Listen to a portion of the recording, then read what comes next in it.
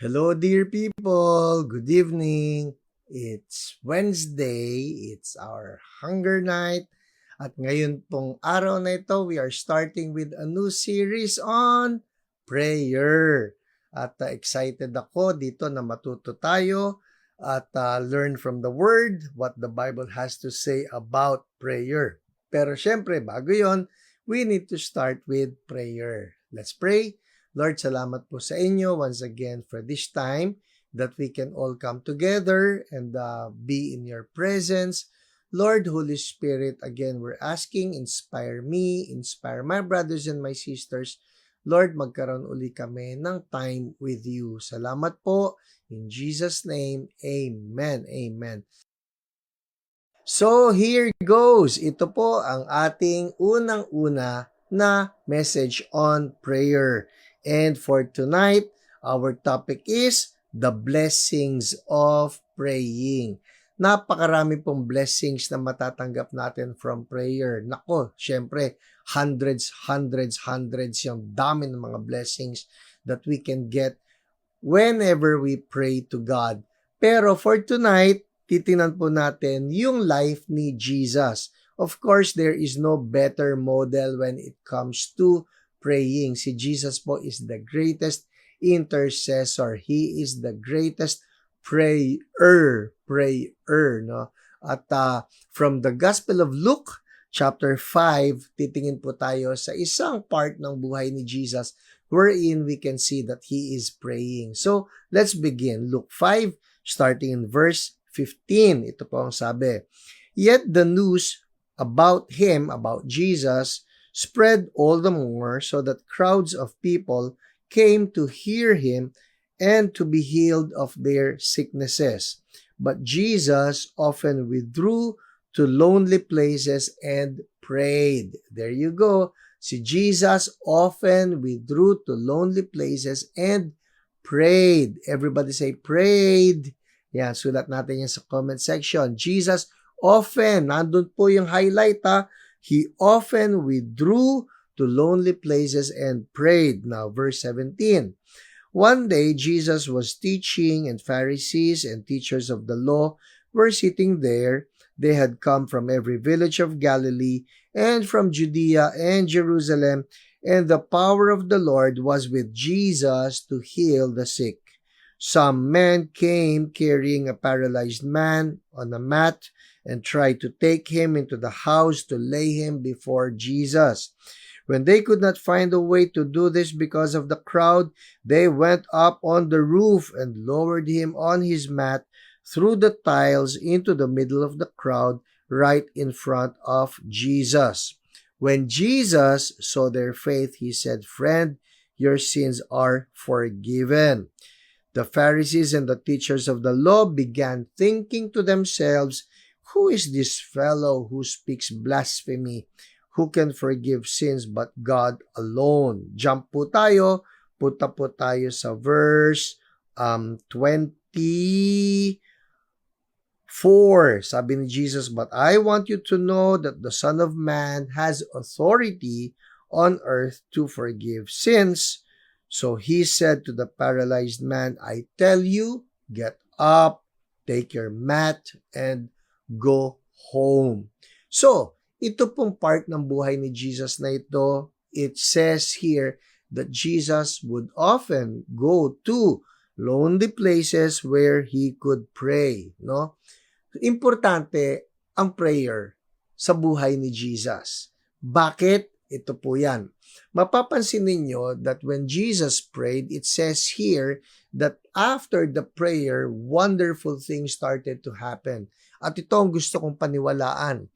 Tayo po, whenever we pray, wonderful things also start to happen whenever we pray. So let's begin. Ano-ano yung nangyari dito?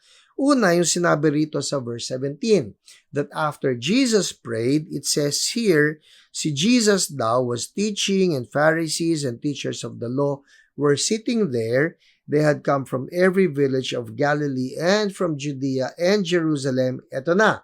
And the power of the Lord was with Jesus to heal the sick. Number one blessing. When we pray, ito po yan, power flows. Power flows.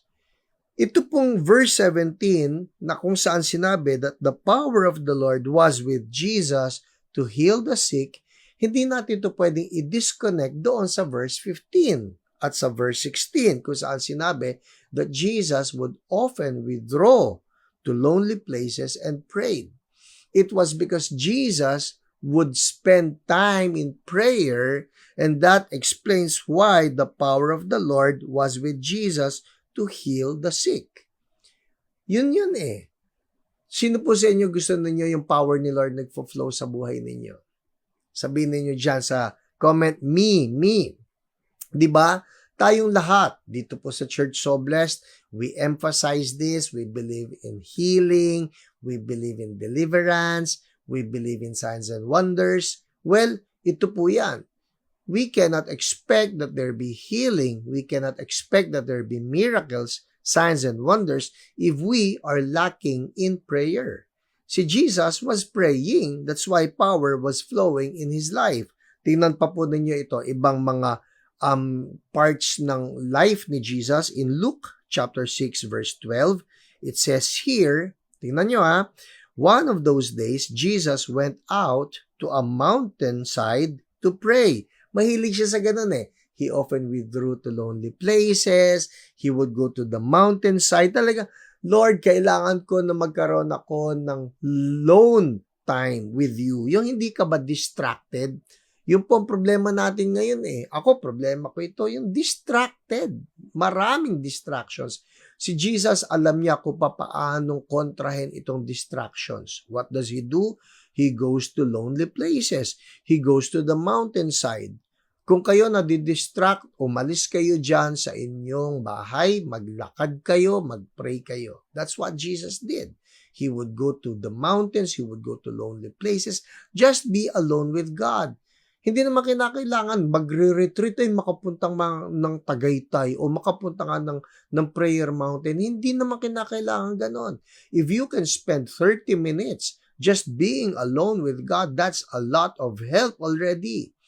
Ako po paminsan when I am having a hard time to pray, ako ito you know what I do? I get out of the house. Mag-isa ako. Minsan magbabike ako, habang nagbabike, nagpe-pray ako. Minsan naglalakad ako. Basta ang importante lang, I am getting away from the distractions so that I could pray. So balikan natin si Jesus.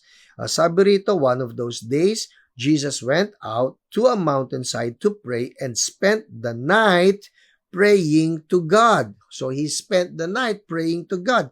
Ito na nga sinabi ko kanina, 30 minutes lang o 1 hour, no? Pero importante, meron siyang time alone with God. So what happened? Ito na, verse 17. After the praying, alright? After the praying, what happened? He went down with them and stood on a level place. A large crowd of His disciples was there, and a great number of people from all over Judea and Jerusalem, and from the coastal region around Tyre and Sidon, who had come to hear Him and to be healed of their diseases. Listen, those troubled by impure spirits were cured. And the people all tried to touch Him because what? Power was coming from Him and healing them all. Look at that. Because Jesus prayed, says here, people all tried to touch Him because power was coming from Him and healing them all. Everybody, write down in that comment section, power. Yun no? Power was coming from Him and healing them all. Bakit? Because He prayed.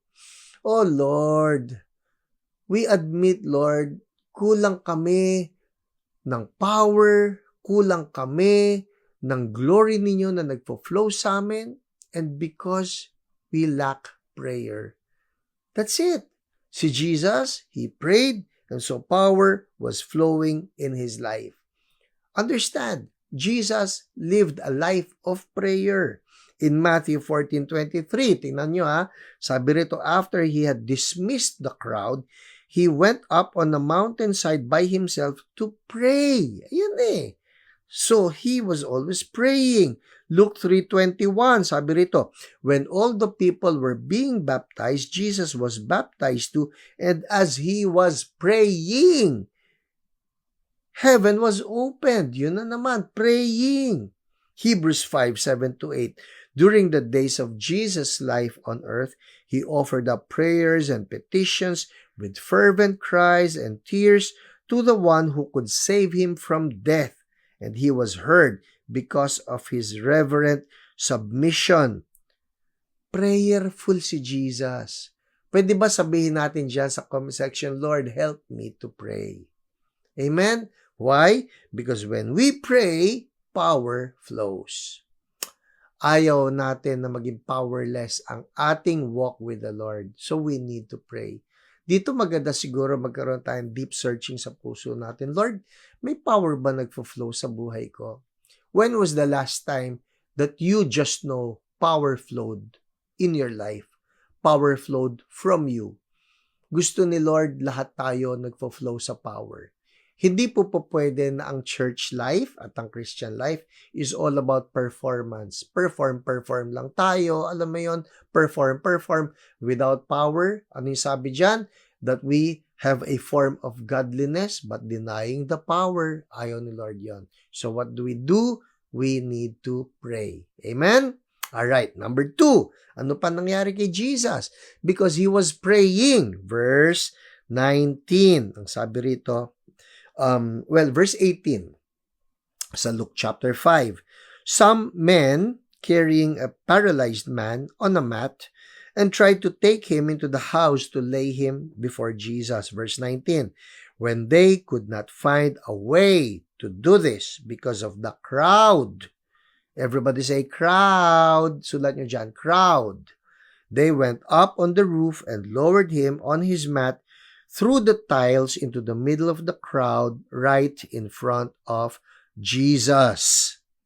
Anong nakita ko rito? Number 2. When there is praying, when we are prayerful, crowds are attracted.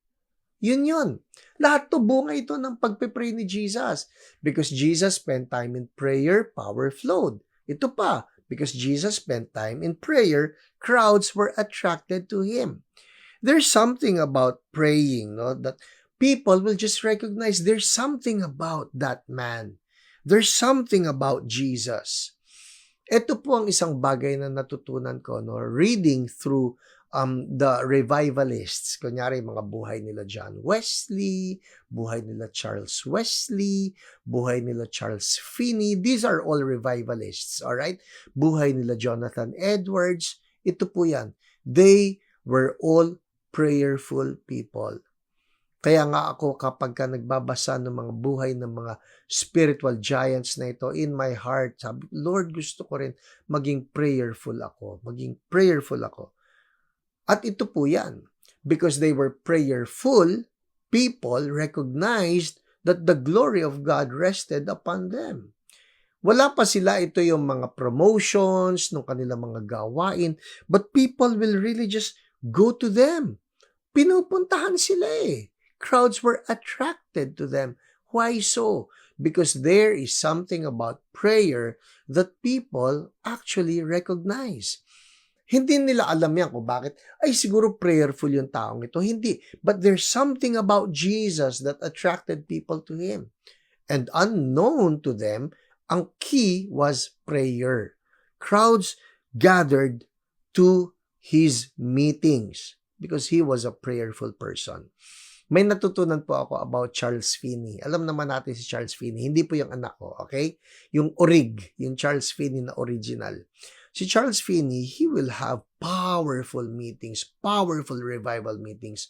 So much so, yung mga tao po doon sa mga meetings si Charles Finney, nag-iiyakan sila. Minsan nga, wala pa siyang sinasabi. Great conviction would fall upon the people. Si John Wesley, habang nagpipreach, wala pa siyang pinapatungan ng kamay, ang mga tao po bumabagsak na. Yeah. Which is why before he starts preaching, sasabihan niya yung mga tao because there would be occasions. Si John Wesley po magpipreach yan sa bukid eh. Open air, okay? Open air, hindi ito yung mga auditorium. Open air, doon ang stage niya yung puntod ng tatay niya. Okay? Kasi kailangan niya ng stage eh. Tatayo siya doon sa puntod ng tatay niya, doon siya magsisermon. Yung mga tao po, puno-puno yan, bukid yan, bale. It's an open air, he will preach right there. And some people, because they want to have a better view of John Wesley, umaakit pa ng puno. At doon sila sa puno, sasabihin ni John Wesley, bumaba kayo dyan, bumaba kayo bago ako mag-sermon. Eh yung iba po matigas ang ulo. Alam nyo, habang nagpipreach si John Wesley, doon sa mga taong nakatayo sa bukid, pag, nagbabagsakan. Tapos yung mga nasa puno, ay naku po, sorry, boom, babagsak din. Ano nangyari? They were being touched by the power of God. Anong dahilan? Prayer. Because there was prayer. Oh, CSB people, body of Christ, tayo pong lahat, I believe that Holy Spirit is telling us we are missing out so much on the power of God. We are missing out so much on the conviction of the Holy Spirit when we fail to pray. At itong promise niya eh, you pray, my glory will come. And when my glory comes, crowds of people, they will be attracted. Crowds are attracted to Jesus because He was moving in prayer. Amen? Pwede ba sabihin natin dyan sa comment section, Lord, help me to pray. Amen. Lord, help me to pray. Hallelujah. Nabanggit ko kanina si Charles Finney. Alam ninyo, ang hindi masyado na ikikwento, ito po si Charles Finney, mayroon po siyang mga prayer warriors wherever he goes. Sometimes we wonder, bakit nga ganun katindi yung ministry ni Charles Finney that the glory of God will just descend wherever he goes? It's because he has prayer warriors. Ang sikat na sikat diyan itong isang Episcopalian priest. Ang pangalan si Father Nash. Father Daniel Nash. Prayer warrior niya yan. Ako po, aminado ako rito. There are so many occasions when I get to minister inside CSB, outside of CSB, meron po akong prayer warriors. Mag-group chat, may group chat ako. Ang pangalan niyan, Trusted Prayers. Iti-text ko dyan, I'm right now in, halimbawa, I'm in Kalumpit, or I'm in Zambales, or I'm in Bataan. Please pray for me. And they pray for me. And I'm so thankful that truly our God listens to our prayers. Amen? Hallelujah. Who's learning here? Nakakadalawa na tayo, alright? That when we pray, power flows. And number 2, when we pray, crowds are attracted.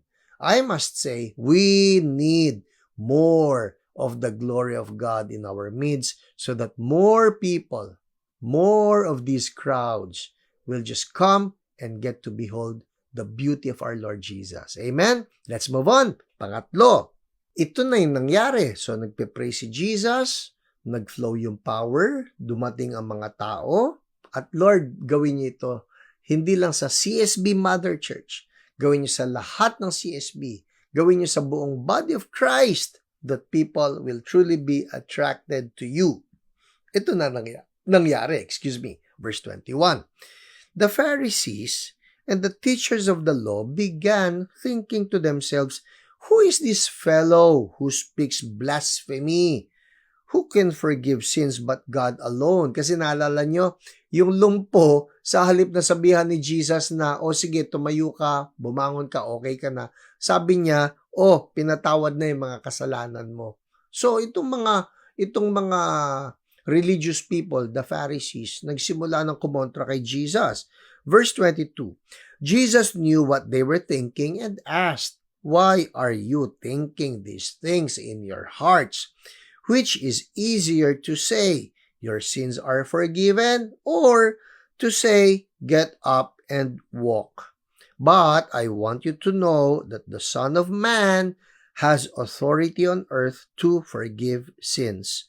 So he said to the paralyzed man, I tell you, get up, take your mat, and go home.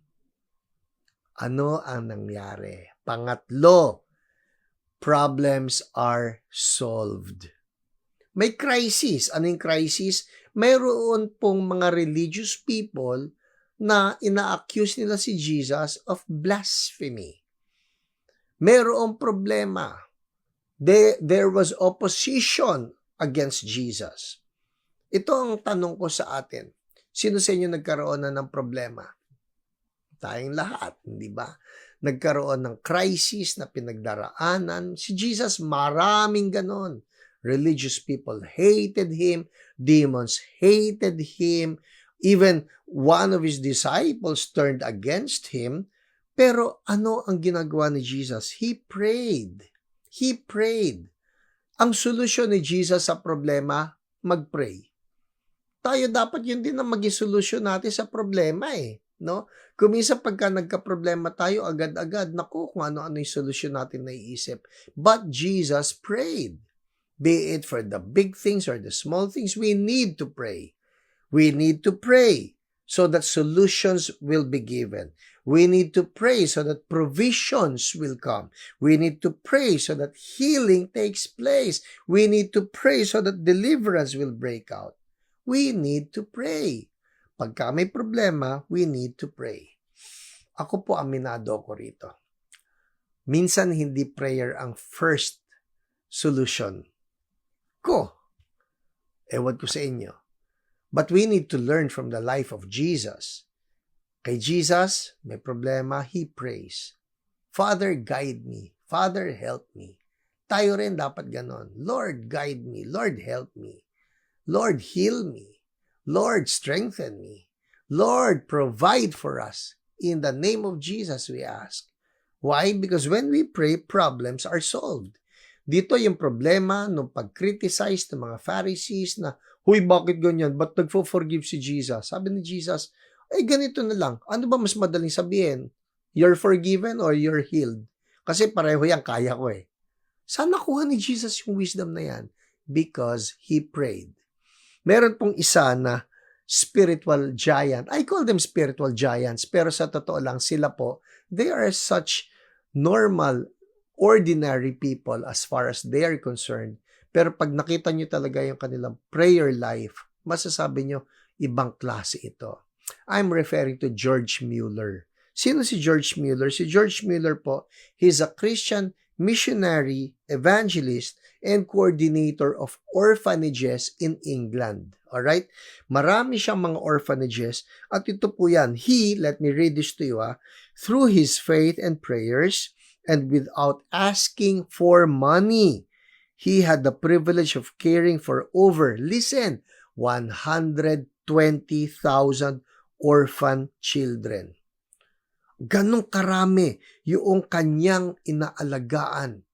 Libo-libo na mga orphans. Pero ito yan he never solicited for money. He never asked for donors na tulungan nyo kami, tulungan nyo kami.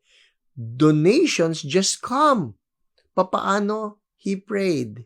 He will pray. He will just pray. Ito isang example. Sabi rito, one morning, all the plates and cups and bowls on the table were empty. There was no food in the larder and no money to buy food. The children were standing waiting for their morning meal when George Mueller said, "Children, you know we must be in time for school." Kasi po lahat ng mga batang ito, pagkatapos mag-almusal, yung mga orphans, thousands of them, wala silang mapagkain pero pagkatapos kasi ng almusal, dapat pumunta na sila sa school. So he says, "Children, you know you must be in time for school." Then lifting up his hands, he prayed, "Dear Father, we thank thee for what thou art going to give us to eat." There was a knock at the door. The baker stood there and said, "Mr. Mueller, I couldn't sleep last night.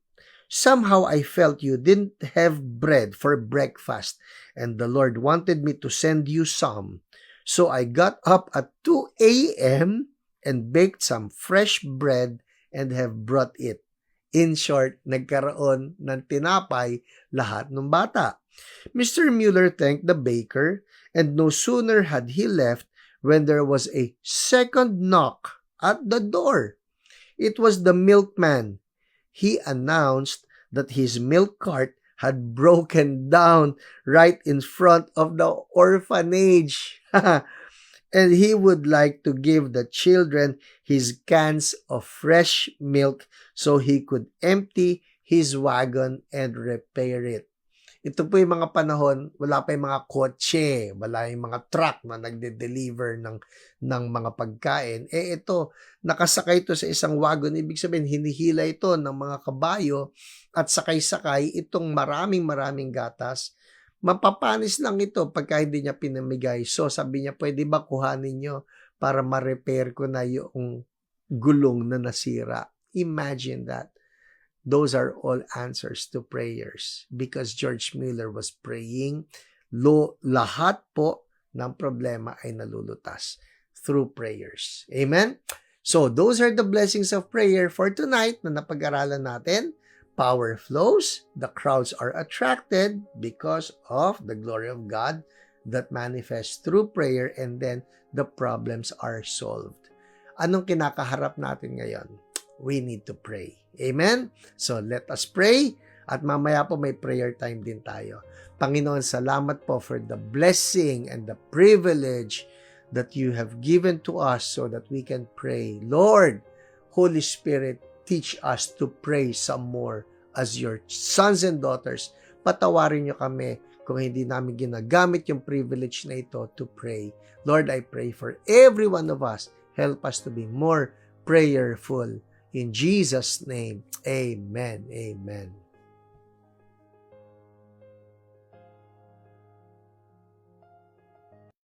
Good evening po sa ating lahat. Dumako na po tayo ngayon sa panahon ng pananalangin ngayong gabi ng Wednesday para sa ating Hunger Night.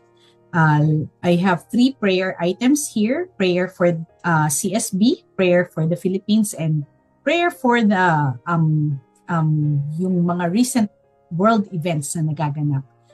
For our prayer for Church So Blessed, let's pray for our pastors and leaders that God will protect their integrity and testimony, that they will be able to resist the temptations being thrown by the devil.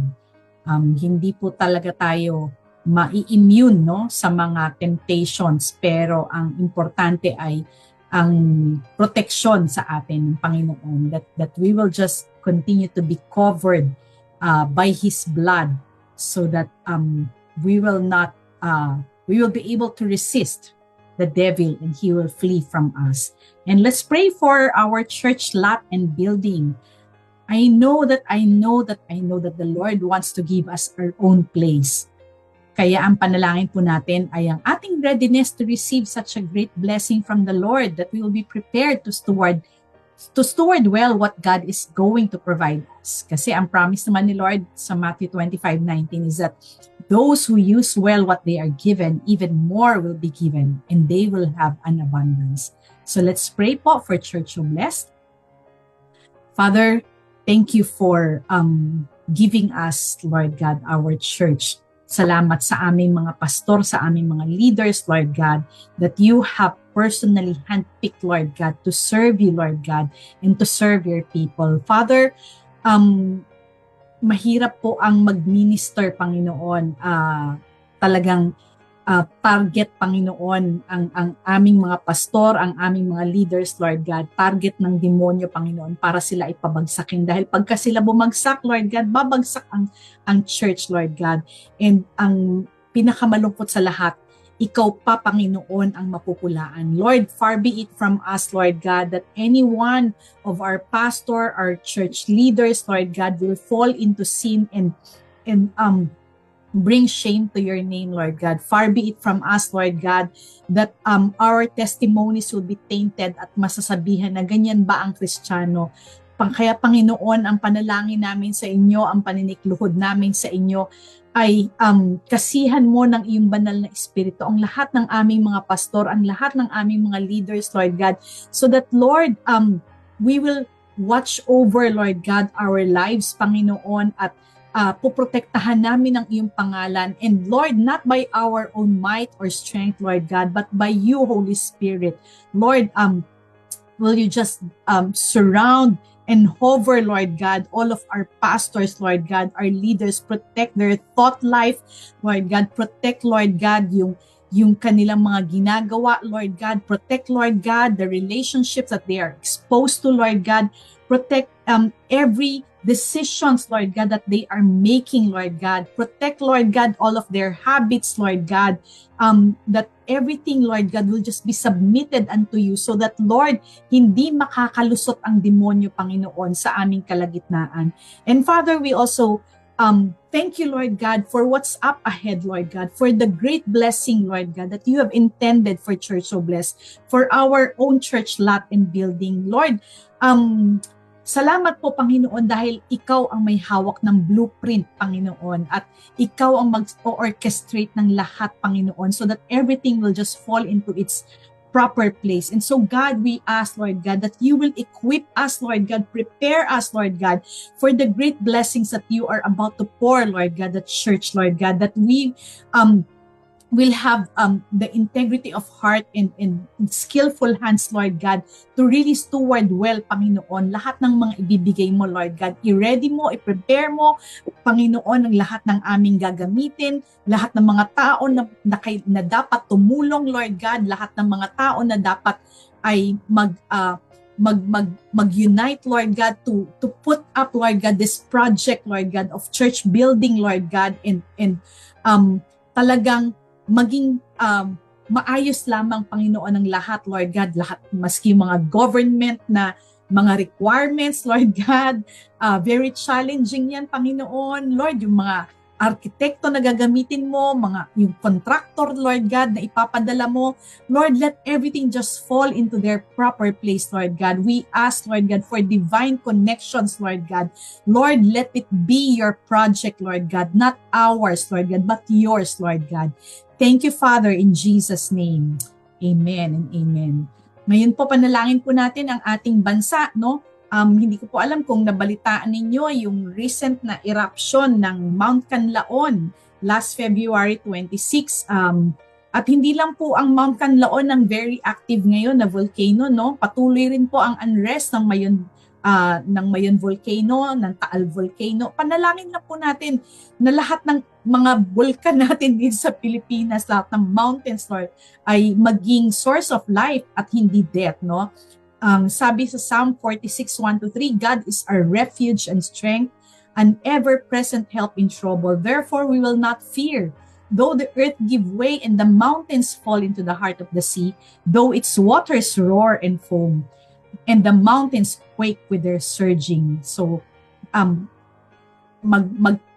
magta-trust lang tayo kay Lord. Siya ang ating refuge at ang ating strength. And let's just continue to pray, Lord, also for the righteousness, no? Ang mamayani sa ating gobyerno, because righteousness exalts a nation. So let us pray.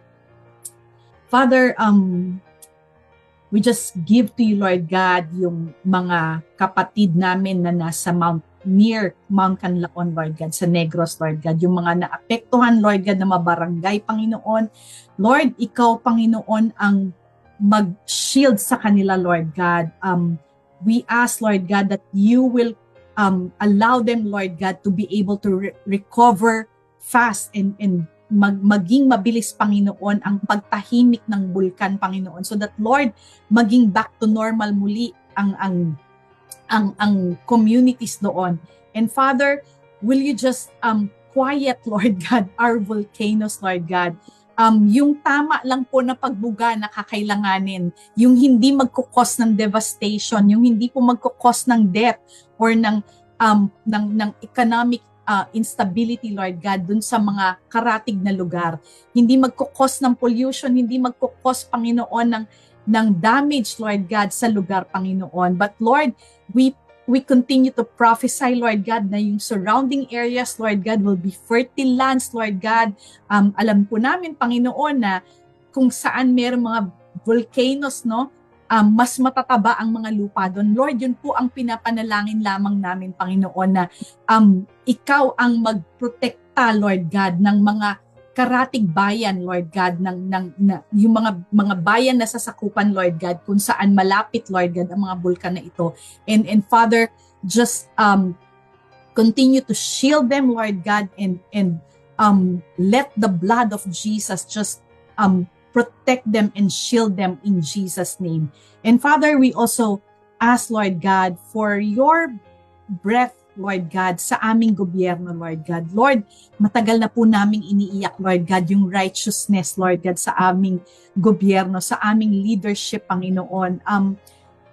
Oh Lord God, oh Shikaraba. Lord, we just ask, Lord God, that you will step in sa bawat sulok, Panginoon, ng gobyerno, Lord God, sa executive branch, sa legislative branch, Lord God, sa mga Supreme Courts, Lord God, Lord, sa mga local government units, sa lahat ng mga opisina, Lord God, ng government. Lord, will you just step in and let your righteousness rule, Lord God. Let there be a mighty conviction, Lord God, where there is greed and corruption, Lord God, and lawlessness, Lord God. Lord, we declare, Lord God, a holy, holy conviction of the Holy Spirit to come upon, Lord God, every government office in the land, and that every knee shall bow and every tongue will confess you, Jesus, as their Lord. Lord, let there be a holy fear of you, Lord God, sa aming mga kababayan, Panginoon, na nasa lahat ng seat ng government, Panginoon. Lord, from the rank and file hanggang sa aming presidente, Panginoon, let there be a divine visitation, Lord God, of your righteousness and your holiness in Jesus' name, in Jesus' name.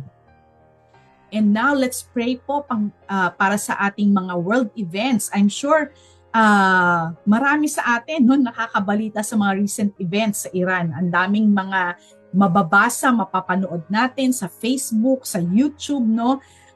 I am personally very excited to see how the Lord will use what the enemy meant for evil. Itong giyera na to, no, mga pagsabog na nagaganap, no, and that the Lord will turn it around for good. Pag-pray natin yung great awakening described in Habakkuk 2:14, for the earth will be filled with the knowledge of the glory of the Lord as the waters cover the sea. At habang papalapit talaga yung pagdating ng Panginoon, talagang mas dumami pa ang makakilala sa ating Diyos, because this is all the more urgent, sabi nga sa Romans 13:11, for you know how late it is, time is running out. So let's pray that we will all wake up, for our salvation is nearer now than we first believed.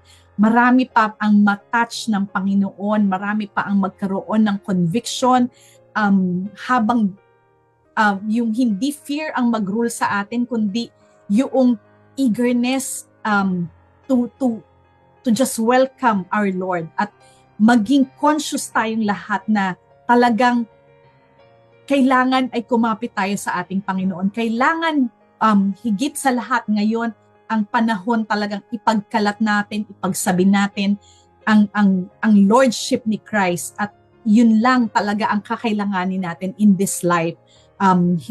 We will not fear the wars or rumors of wars if we have Jesus in our lives, no? Kaya dun sa lugar lalo na pinakamahirap na pasukin ng gospel, let's just declare that Holy Spirit will break in and break through sa mga puso ng ating ng lahat ng tao sa sanlibutan. So let's pray. Father, we know that you are in charge. And we declare, Lord God, that everything that the enemy has meant for evil, you will all turn them around for good. Lord, malungkot, Panginoon, kapag may giyera. Talagang both parties may mga nasasaktan. May mga American soldiers, Israeli soldiers, mayroong mga bansa, Panginoon, na naaapektuhan. nadadamay dito sa giyera na ito. At Lord, lalo na yung mga Kristiyano na nandoon din sa Iran, no?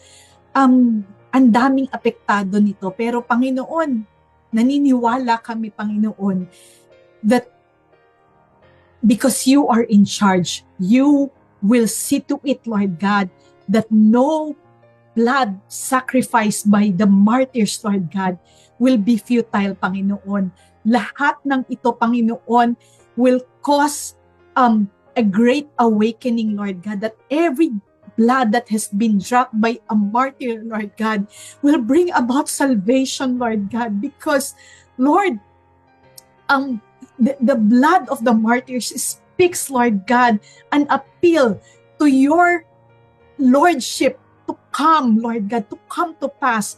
An appeal, Lord God, for your glory, Lord God, to come, Lord God, for your glory to come. Lord, we just ask, Lord God, that you come and invade, Lord God, these places, Lord God, sa Persia, sa Iran, Lord God, kung saan nandoon yung pinakamatinding devastation. Lord, allow, Lord God, the Christians to see your miracles, your signs and wonders, and so that, Lord, their faith will be all the more strengthened, Lord God, and so all the more, Lord God, na mas maging matibay, Panginoon, ang testimony nila sa kanilang mga kababayan that have yet to know you and accept you as their Lord and Savior. Lord, maging ganun din po sa bansang Israel, Lord God. Let itong mga fear that is being brought about by the enemy, Lord God, convert into faith, Lord God, into faith into the Messiah, faith into Yeshua, faith into Isa al-Masih, faith into our living God. Lord, we declare, Lord God, that you will just pierce through their hearts, Lord God, break through the walls, Lord God, of their hearts, Lord God, and let them recognize that you indeed, Jesus, Yeshua, is the Messiah that has come and will come back again, Lord God, to save us, Lord God. Thank you, Father. Thank you, Lord, because we know, Lord God, that you who have begun a good work, Lord God, sa Iran, Lord God, sa Israel, Lord God, sa lahat ng mga bansa, Panginoon, na napakahirap pasukin ng gospel, you have already begun your groundwork, your good work, and you will carry it on to completion. And so, God, we pray, Lord God, that we Christians, Lord God, will just participate, Lord God, in your coming, Lord God, in welcoming your glory and your presence, Lord God. Help us to participate, Lord God, by being active in our spirits to commune with you, Lord God, and to just bless the nations, Lord God. And Lord, use every opportune time to share the word, Lord God, and bring about, Lord God, the living gospel, Lord God, into the hearts of the people. Thank you, Father. We love you, we honor you, and we welcome you, Lord God. We welcome you in Church So Blessed. We allow your reign in the Philippines, and we declare, Lord God, your reign and your rule, Lord God, in Iran, Lord God, in USA, in Persia, in Israel, Lord God, sa lahat ng mga bansa, Panginoon, na napakahirap pasukin ng gospel. We declare your reign and your rule in Jesus' name. Amen and amen. Maraming salamat po, and thank you for joining the Hunger Night, at see you again next Wednesday. Blessings! Well, that's it for us tonight. I trust that we have all learned more about prayer sa buong buwan ng Marso, and probably we will extend it to April. I'm not sure, pero ngayon po talaga tutukan natin ng prayer. There are so many things that we need to be praying for. Pag-pray din natin yung nangyayari ngayon sa mundo. Let's pray for a world peace, of course. And, syempre, let's pray that the kingdom of God and that the name of Jesus will keep on advancing at mahinto itong paglaganap ng Islamization. It's taking place right now. I'm telling you, importante that the kingdom of God, the kingdom of our Lord Jesus Christ will keep on advancing. So keep it advancing. God bless everybody. I'll see you again on Sunday. Bye.